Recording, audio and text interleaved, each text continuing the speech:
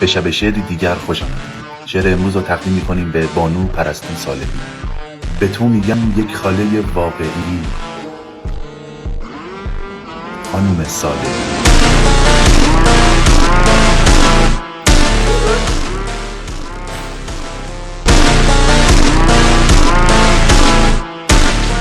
اصلا مقابل یه گوی خورد دیدی ناموسه. الان بچه روز تولدم و دوستام سورپرایزم کردن. وقتی همه خوابن دارم به رویام تلاش میکنم. اجازه ده 70,000 تا دارم، اینجام 3,000 تا دارم. تازه باتر گرفتم. وقتی که خوابه من برم ماین میکنم. خوابه چه کار میاد؟ دلار میده. چه خبره؟